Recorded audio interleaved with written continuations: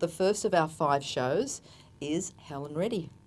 And Helen, thank you so much for being on the show. Well, thank you, Robyn. Thank you for inviting me. And it was amazing actually just being and watching your presentation this morning. You spoke a lot about your book, which is called The Woman I Am. And what's it about?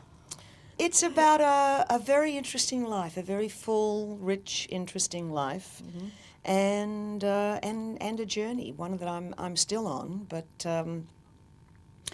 it was a life worth writing about, I decided. Absolutely.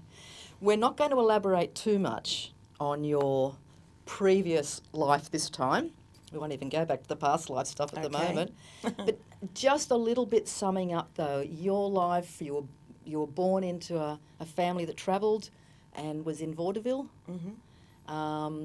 The age of 4, I think it was. I was probably 5 the first time I don't remember the first time I walked out on stage, which is probably why I don't have stage fright. It's one of the few places I'm really comfortable is on a stage. Yes, very much so. What was the question? When you first appeared. When I first appeared. I would have been about 5, and that was the Tivoli Theatre in Perth, where my parents, they were doing a series of variety shows there. So I was on in the panto in the afternoon, and also the show at night. Okay. And then, of course, you won something with Bandstand, was it? The Bandstand Starflight International competition in 1965. And then what was that the catalyst for? That took me to the United States. And you struggled for how many years? Oh, about 5 before I got my first record deal. And I read somewhere, I think it was your website, how many recording labels knocked you back? I heard that, and I was very surprised because it was news to me. Okay. So, It was something like 37 that I read, and I heard of I didn't know there were 37 labels, quite honestly, but, things... I'm not responsible for everything that people say or write. Okay, let's get on to that for a second then. Okay. How many stories have you heard about yourself over the years that have been just totally fabrication? Oh, enough. Well, I was talking about this right before I came in here, actually. Yeah. I mean, I've read in the gossip columns that I got into a fist fight with Bette Midler, who I had never met, at a nightclub I've never been to. Serious? Yes, I've read that I live in a city I've never lived in, that I've stayed at a hotel I've never stayed at. I don't know where they get this stuff, but one person puts it in print and then the rest say, oh, okay, and copy it. So, Are you a fairly private person? Fairly private person. Given obviously your life has been exposed, I would say, you private within yourself? Yes, I am. But this book was... I couldn't have written it 20 years ago. I couldn't have written it 10 years ago. That's what happens when you get to be an elder. I don't even know if I could have written it 5 years ago. Okay. Because I'm curious, how does it feel when you see these sensational stories about you? Well, I try not to read that stuff. I really, Okay.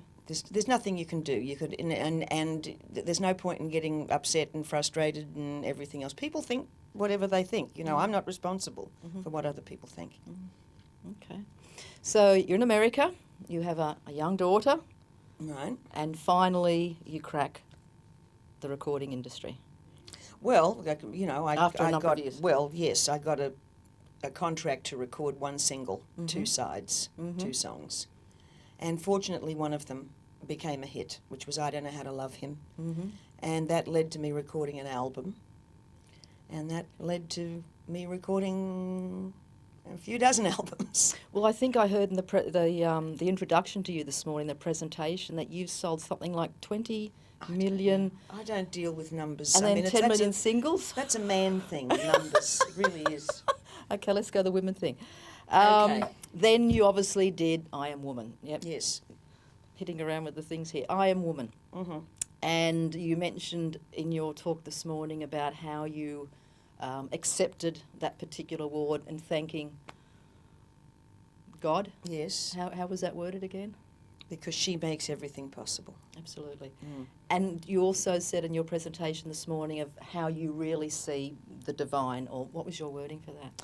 I used a quote from Spinoza, God is not he who is, but that which is.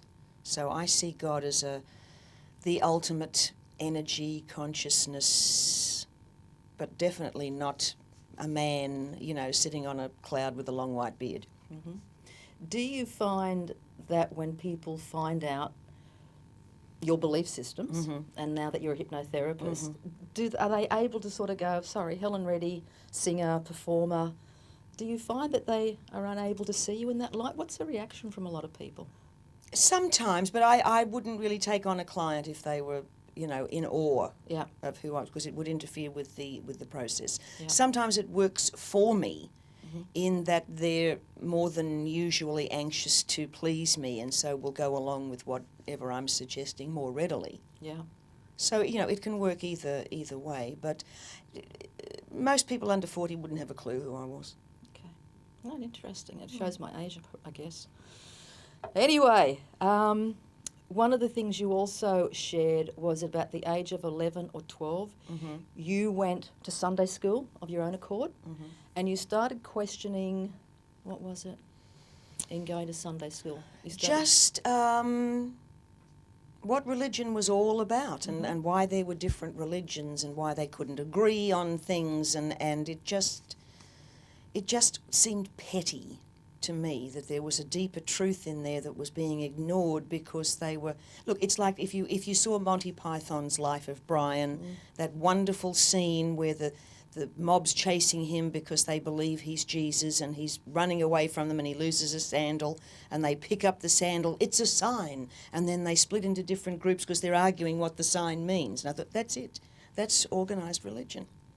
So there's been a deep connection for you on a higher level from a very young age.